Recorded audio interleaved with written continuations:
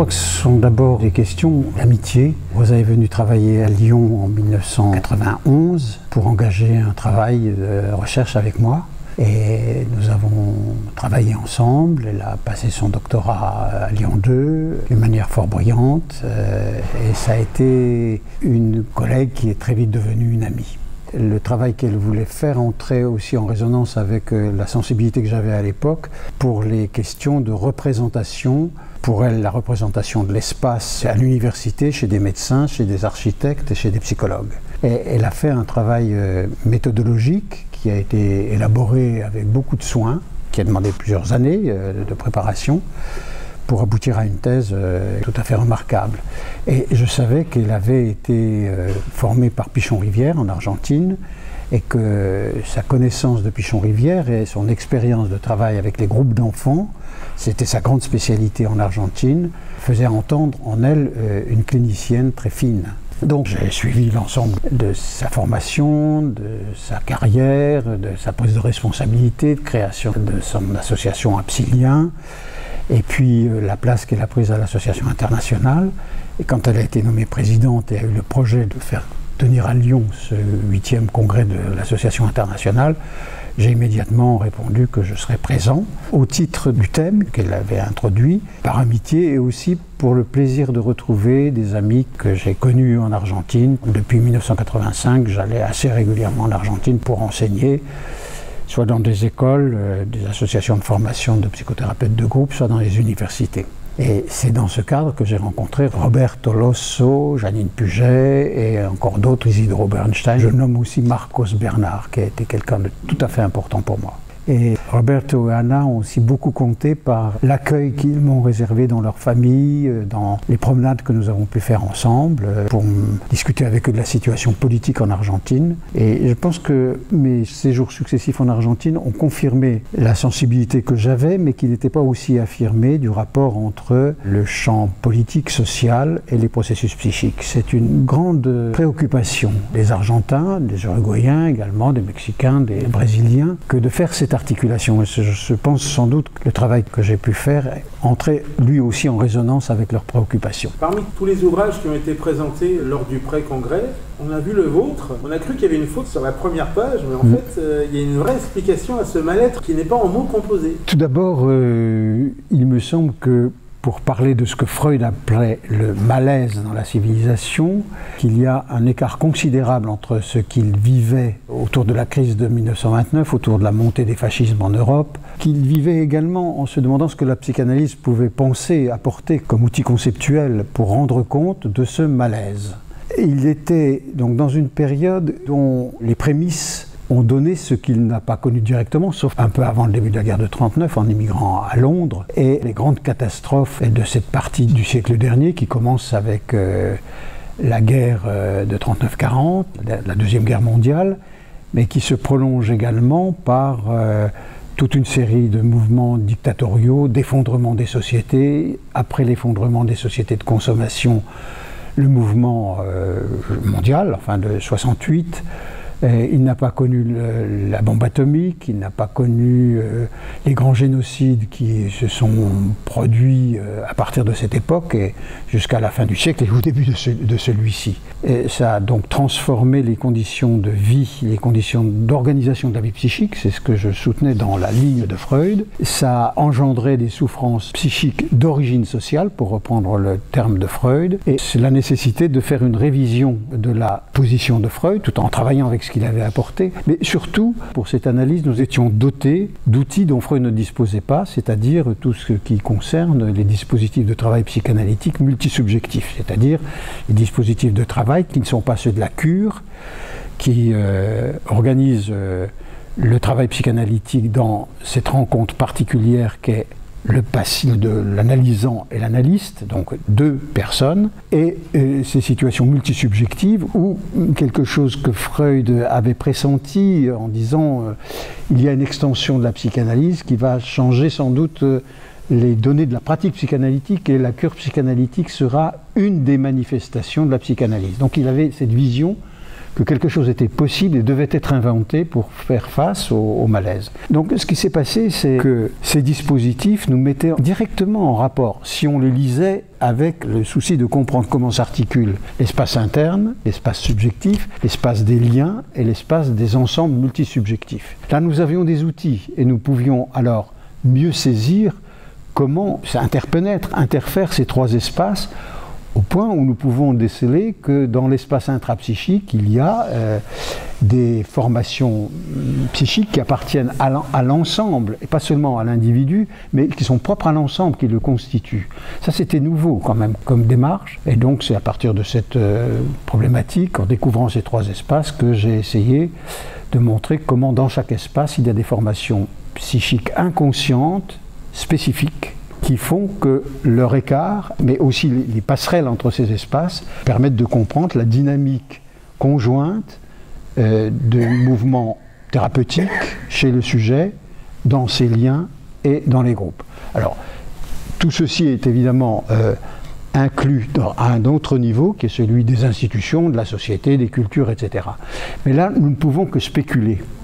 C'est-à-dire faire le travail que Freud avait fait quand il a commencé à parler des groupes. Il n'avait pas de référent méthodologique pour le faire, mais il n'excluait pas que ça puisse être un jour possible. Et c'est ça que j'ai essayé de faire. Et encore une fois, je dois ici à la stimulation de la pensée sud-américaine, dans tous les pays que j'ai visités, dans lesquels j'ai travaillé, pour travailler non seulement théoriquement, mais aussi cliniquement, pour essayer de comprendre les effets de la dictature, les effets des disparus, la reviviscence chez les personnes qui avaient vécu la Shoah et qui étaient retournées en Argentine comme survivants, ce qu'aujourd'hui ils avaient à revivre dans le contexte politique de la dictature. J'ai travaillé donc ainsi en Argentine et en Uruguay. Lorsque nous avons demandé à Janine Puget quel est le message qu'elle pourra adresser aux jeunes qui souhaitent se lancer dans ce secteur d'activité, elle nous a tout de suite répondu « Je vous répondrai le contraire, monsieur.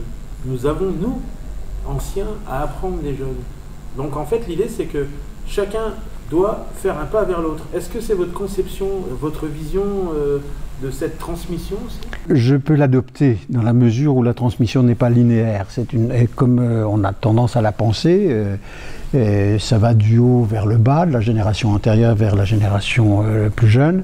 En réalité, je crois qu'effectivement, les jeunes nous transmettent aussi de nouveaux modes de vie, les inventent, qu'ils ont quelque chose qu'ils créent, ou qu'ils sont dans la souffrance de ne pas pouvoir le créer. Et ça nous intéresse de l'élaborer avec eux. Mais je pense aussi que ce qui, et là nous avons peut-être une vision différente, c'est peut-être remarqué dans la conférence qu'elle a faite, je ne pense pas qu'on puisse seulement vivre dans l'ici-maintenant de la relation présente. Je pense que nous vivons dans cette relation, dans une empreinte du passé qui se modifie par la nouvelle rencontre. C'est-à-dire que, par exemple, dans un lien de couple, les alliances inconscientes, ce qui fait que deux personnes font lien avec des éléments inconscients, ce sont des choses qui à la fois appartiennent à leur histoire, qui se remet en mouvement, mais qui a une singularité du fait de la rencontre avec un autre qui ne sont ni ses parents, ni ses frères, ni ses sœurs, etc. Il y a quelque chose qui se construit là, dans l'instant, c'est vrai, dans le mouvement de la rencontre. Cependant, je pense que le passé a une puissance de répétition dont il faut connaître les effets, et que de ce passé-là, nous, à notre génération, nous sommes à la fois ce qui nous a constitués et ce que nous transmettons. Donc c'est important de ce point de vue alors de nous laisser interroger par ce qui nous conduit à penser ce que nous pensons et à transmettre ce que nous transmettons. Donc si un jeune vient vous voir, quel est le conseil que vous leur donneriez en premier ? Alors le premier conseil que je leur donnerais en premier, c'est celui par lequel je conclue souvent mes conférences à l'université ou là où je rencontre des jeunes, c'est la psychanalyse a une nouvelle vie. Donc vous êtes la génération qui va porter plus loin cette nouvelle vie.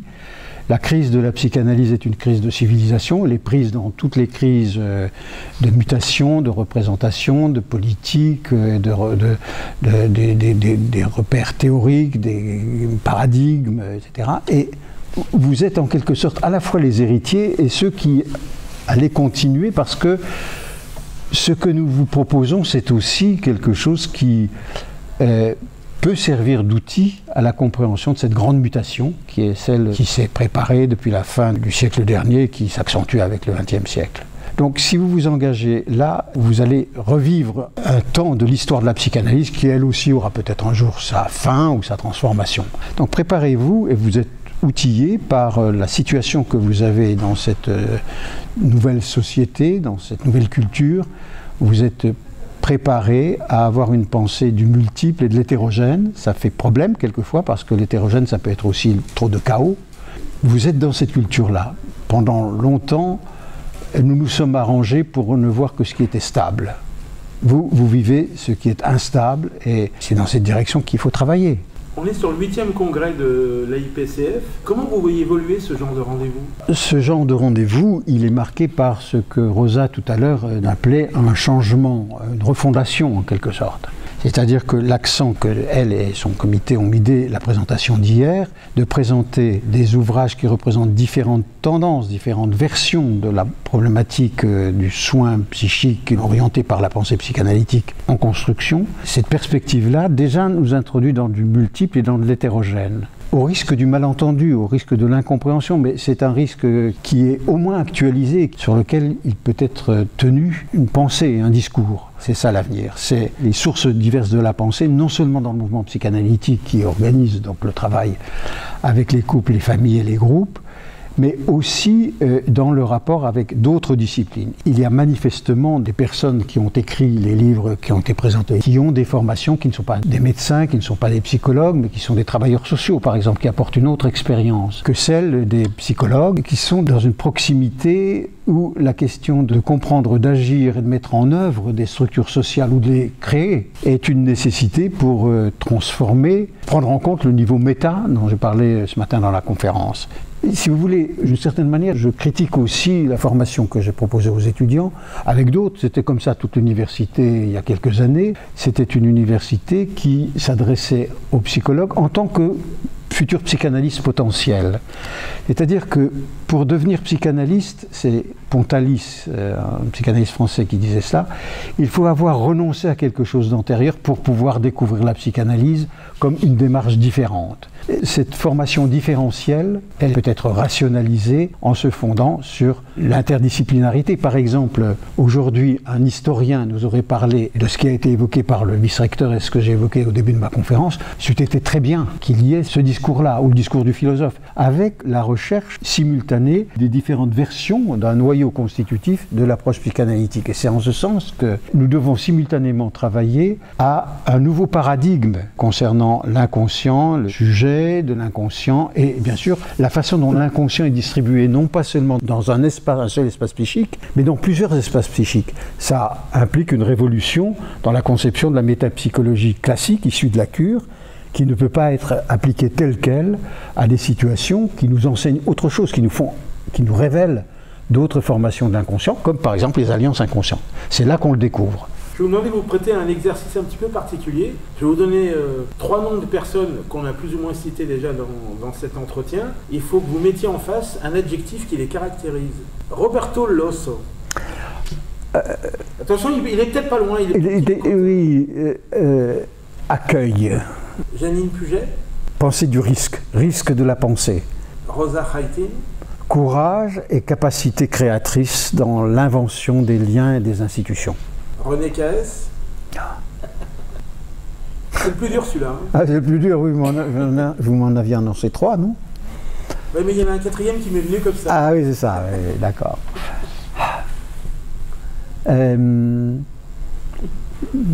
Peut-être que c'est Monsieur Roberto Losso qui va le dire. Ah, peut-être bien. Monsieur Roberto Losso, un mot qui pourrait décrire René Caes, ça serait? Un mot. Créativité exceptionnelle. Unique. Vous êtes tous les deux pareils. On vous dit un mot, mais vous en sortez 2 ou 3. Mais bon, je remercie Roberto parce que je pense aussi cela de moi, mais je ne pouvais pas le dire comme ça. C'est beaucoup mieux qu'il le dise parce que ça reconnaît ce que je pense de moi. En plus. Pour terminer, un message personnel à toute l'équipe de la IPCF. Mon admiration, mon respect pour leur propre capacité de respecter chacun dans une assemblée de congrès où trop souvent on est plus attentif à l'objectif du congrès et de l'institution qu'aux personnes qui la font vivre. Bien sûr, je pourrais terminer par un remerciement très fort à l'Association internationale, mais aussi à la façon dont Rosa a su constituer autour d'elle une équipe, à la fois pour gérer l'organisation administrative, mais aussi, surtout, la pensée scientifique de ce congrès. Ça, c'est une reconnaissance qui me va droit au cœur, parce que c'est plutôt comme ça que je conçois les congrès, que plutôt une sorte de présentation dans laquelle les personnes sont là à titre de vedette. Et les 135 communications qui ont été récoltées témoignent dans leur diversité de la vitalité suscitée par l'organisation de ce congrès.